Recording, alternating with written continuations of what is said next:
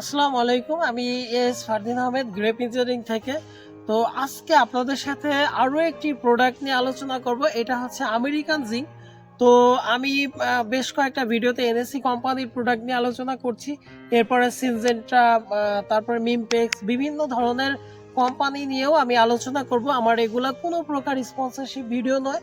আমি প্রতিনিয়ত এই প্রোডাক্টগুলো সম্পর্কে আপনাদের ধারণা দিয়ে থাকি, এজন্যই যাতে আপনারা ছাদ বাগানি বা যারা প্রান্তিক পর্যায়ে কৃষক আছেন তারা উপকৃত হতে পারেন এই চ্যানেল থেকে। তো আজকে আমি যে প্রোডাক্টের সম্পর্কে আলোচনা করব এটা হচ্ছে আমেরিকান জিঙ্ক। এটা হচ্ছে জিঙ্ক সালফেট মনোহাইড্রেট। তো আপনারা জানেন যে জিঙ্ক এবং সালফারের অভাবজনিত কারণে কিন্তু আমাদের গাছের বৃদ্ধি বা ফসল উৎপাদন রহিত হয়। যেমন হচ্ছে জিঙ্কের অভাবে কিন্তু আমাদের গাছের পাতার কিনারাগুলো ফুল পুড়ে যায় বা হলুদ হয়ে যায়। আবার হচ্ছে আমাদের গাছের গিটগুলা ছোট হয়ে যায়, যেমন যে কোনো গাছের গিটগুলা ছোট হয়ে যেতে পারে জিঙ্কের অভাবে। এরপর আমাদের ফল ঝরে পড়া, এই ধরনের অনেকগুলো অভাবজনিত লক্ষণ দেখা দেয়। আর এরপর হচ্ছে যে আর সালফারের, আপনারা সালফার সম্পর্কে আমি নতুন করে ধারণা দিব না, কারণ আপনারা অনেকেই জানেন যে আমাদের যে সালফারটা এত গুরুত্বপূর্ণ ফসলের ক্ষেত্রে, সেটা হচ্ছে সালফারের অভাবে কিন্তু আমাদের গাছের দেখবেন একেবারে বিবর্ণ হয়ে যায়। ওই গাছের যেগুলো আপনারা ধানে, বিশেষ করে যারা ধান চাষ করেন, ধানের জমিতে সালফার দেওয়ার পর দেখবেন যে ধানের পাতা একেবারে গাঢ় সবুজ আকৃতি ধারণ করে বা সবুজ রং ধারণ করে। এর মূল কারণ হচ্ছে আমাদের সালফারটা গাছের ক্লোরোফিলের ক্ষেত্রেও একটা বড় ভূমিকা পালন করে। আর তাছাড়া সালফার কিন্তু গাছের একটা খাবার, যেমন এনপিকেএস, এই চারটা মৌলিক উপাদানের ভেতরে এই এস যে লেটারটা আছে এটা সালফার। এই সালফারটা কিন্তু গাছের একটা খাবার। এছাড়া নাইট্রোজেন, পটাশিয়াম এগুলা প্রয়োজন হয়, তবে সালফার অত্যন্ত গুরুত্বপূর্ণ।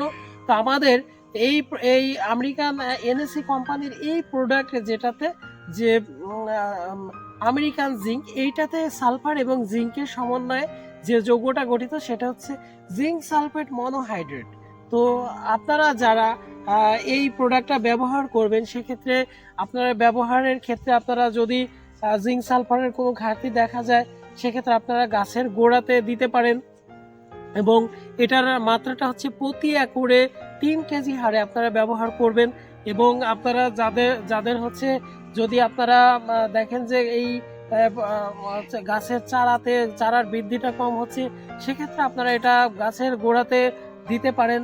তো আমি এটা এছাড়াও এর গায়ে আরও বেশ কয়েকটা ব্যবহার বিধি লেখা আছে।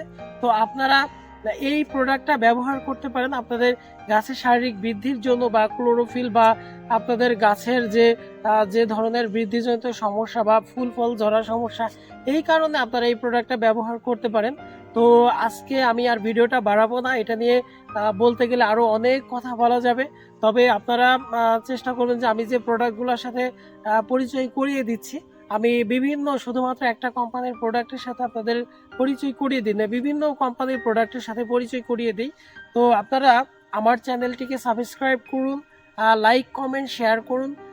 আর আপনাদের যদি কোনো ভালো ওষুধ থাকে, ব্যবহার করেছেন, রেজাল্ট পেয়েছেন, সেক্ষেত্রে আমাদেরকে কমেন্টে সাজেশন করুন। আমরা সেই ওষুধ নিয়ে রিভিউ দেব, যাতে আমাদের প্রান্তিক পর্যায়ে কৃষক, ছাদ বাগানি এবং যারা শৌখিন চাষি আছেন তারা যাতে উপকৃত হতে পারেন। তো আমি আজকে এ পর্যন্তই। আমি S Fardin Ahmed, grape engineering থেকে বিদায় জানাচ্ছি। আল্লাহ হাফেজ, আসসালামু আলাইকুম।